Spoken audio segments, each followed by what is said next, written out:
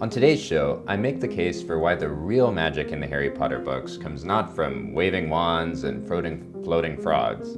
Rather, it's how author J.K. Rowling subverted deeply ingrained ideas in our culture about truth. She did this by portraying spiritual concepts like love, the soul, and the afterlife as objectively real, part of the very fabric of reality, like the laws of gravity, not just comforting ideas. Welcome to The Heart of Film, the show where we talk about how the art flows from the heart. Why were these books so popular? If you were a 90s kid like I am, you remember back in the day as the books were coming out, people lining up for miles to get their hands on the latest copy. I was reading books in high school that I often found were kind of depressing and demotivating. It wasn't actually until college when a friend introduced me to the book series. I was a bit late to the party. And there was something about the books that was just different. There was something about these characters like Harry and Ron and Hermione that just captured my attention. They were so full in every chapter of drive and passion. And I loved the contrast between the different settings in the books. You know, Harry starts off in this wicked family of the Dursleys, and then discovers this beautiful, magical place called Hogwarts. And then everything lovely and good in this world starts getting threatened by the evil wizard, Voldemort. He who shall not be named. I knew the tension between the good guys and the bad guys was part of why the books appealed to me. I wanted to be someone who stands up for good and fights evil. But it wasn't actually until I read this book called Saving Leonardo by an author named Nancy Pearcey.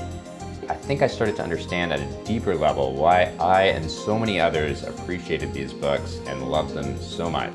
The reason for that I'm making the case for in this video is that the Harry Potter books portrayed spiritual realities like good and evil and even the soul and the afterlife and things like this as objectively real. To make the case for why I think this is so important and such a central part of why the books resonated with us at a heart level, we need to talk about a bit of history. You see, before the Enlightenment, which was this period in history that started at around the 17th century, most people, at least in Western civilization, believed that God was the creator of everything, both visible realities and invisible realities. They believed that all those things were equally real and out there in the real world. But during the Enlightenment, science, the scientific method, started to get really popular, and this started to shift things.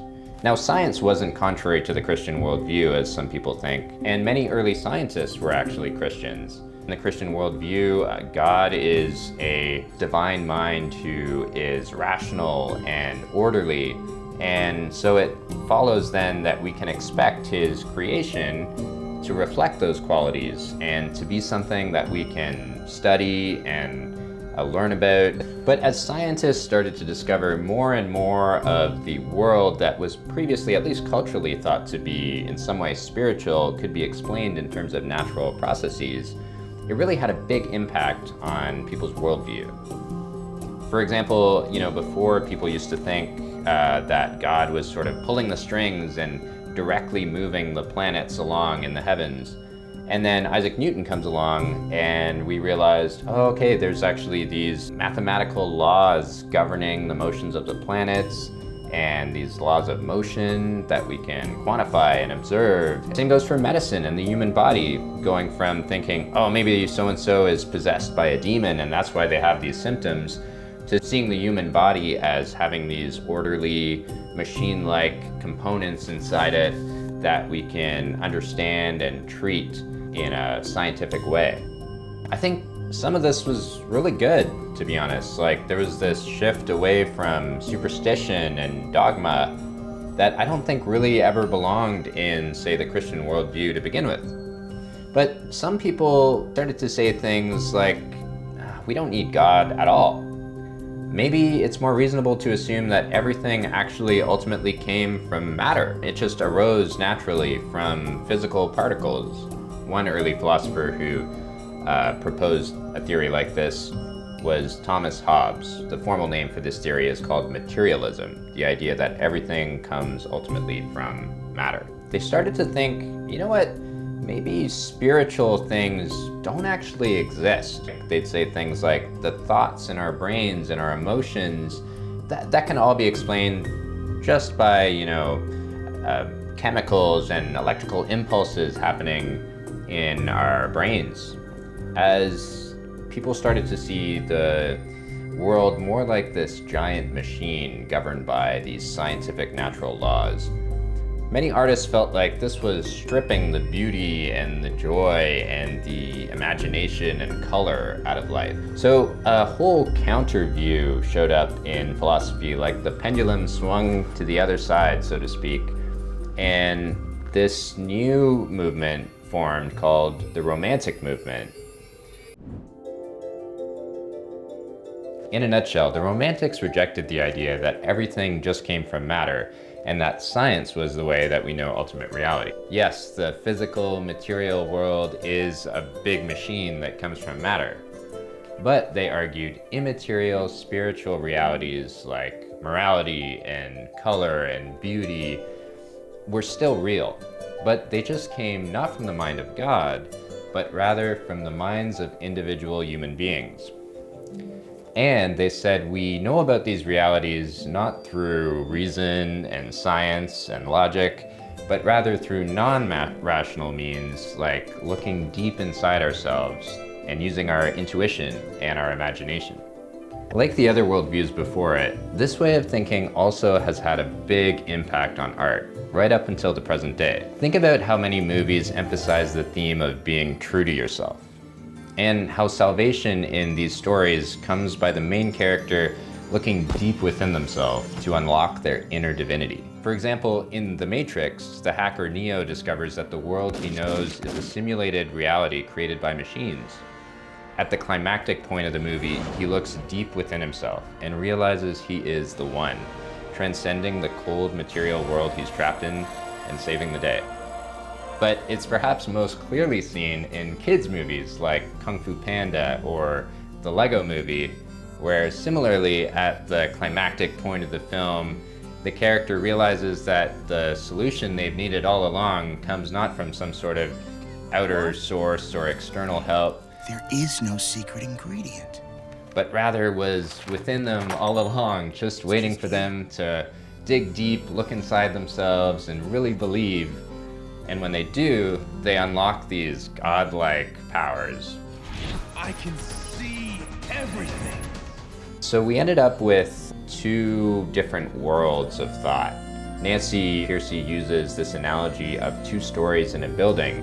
In the lower story, we had the Enlightenment worldviews, where they emphasize the physical, material world. And then in the upper story, we have this romantic worldview that emphasize no, mind is where everything comes from, and personal expression and imagination and creativity and things like this. This often showed up in art in themes of nature versus technology, or science versus mysticism, like this tension between the upper story view of reality and the lower story view of reality. You think of some of our biggest movies, like, in Avatar, we have these science-y, high-tech humans versus the mystical, nature-loving Na'vi. In Star Wars, you have the science-y, high-tech Empire with their giant Death Star versus the mystical, nature-loving rebels. Or even in Dune, you have the science-y, high-tech House Harkonnen versus the mystical, nature-loving Fremen. So how are the Harry Potter movies different than the worldviews we just mentioned? Well, clearly, the Harry Potter movies don't deny the existence of spiritual realities altogether, like in materialism. There's a lot more going on in the world of Harry Potter than just, the laws of physics acting on matter.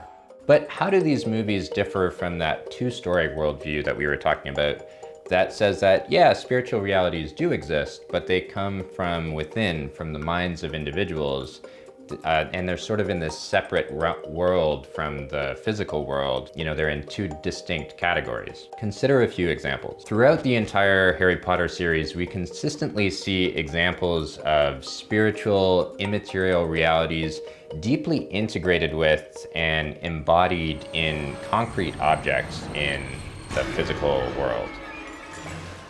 Think about how emotions like despair are embodied by characters like the Dementors, which have a tangible physical and spiritual or emotional impact on objects and characters in the regular world. And the antidote to these horrible creatures is something as tangible and concrete as eating a piece of chocolate. The soul is clearly objectively real. At several points in the film, Harry interacts with the souls of dead relatives. Dementors suck souls out of people. Voldemort's crimes cause his soul to be physically damaged, and he then uses magic to store the parts of his soul in physical objects. Now, granted, there is one part of the film where spiritual experience is portrayed as both real and coming from within, not an external source.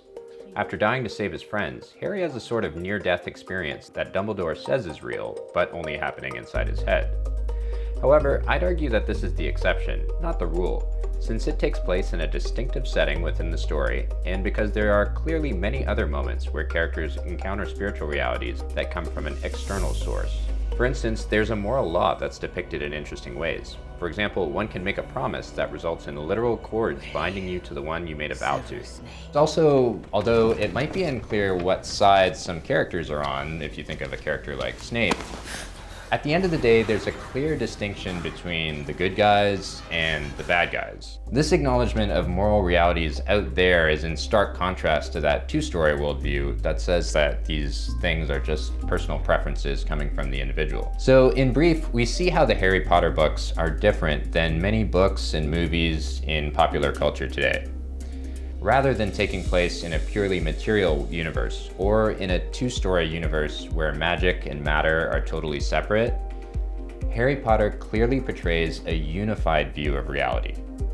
One where spiritual concepts like love, morality, and the soul are not only real, but deeply significant and woven into the fabric of day-to-day life. This is no surprise, given that author J.K. Rowling is herself a Christian. She was brought up Anglican and is currently a member of the Church of Scotland. And she repeatedly references themes from scripture in the books and even quotes Bible verses like 1 Corinthians 15. The last enemy to be destroyed is death. I think the sheer level of fanaticism some people have about these books, I think of my friend Chris, who has read them like 19 times each, literally, it's astounding. And it points to the meaning behind all the magic. To those of us who are weary of a cold, disenchanted view of reality that sees morals, beauty, and love as mere products of the human imagination, stories like these shine like diamonds in the night sky. I think they resonate because they strike a chord deep within us, a chord that longs to live a dramatic, meaningful life in a universe of real evil and real good, not simply to try to create our own made-up values. Of course, just because we like the idea of objective spiritual realities doesn't mean they necessarily exist. Harry Potter is fiction, after all. Why think that a theistic worldview like Christianity is any different? This is a question for another day. But it reminds me of a famous quote by another fantasy author, C.S. Lewis, who wrote the Narnia series. He said, "If we find ourselves with a desire that nothing in this world can satisfy, the most probable explanation is that we were made for another world." I'm Rene Forche, and you've been listening to The Heart of Film.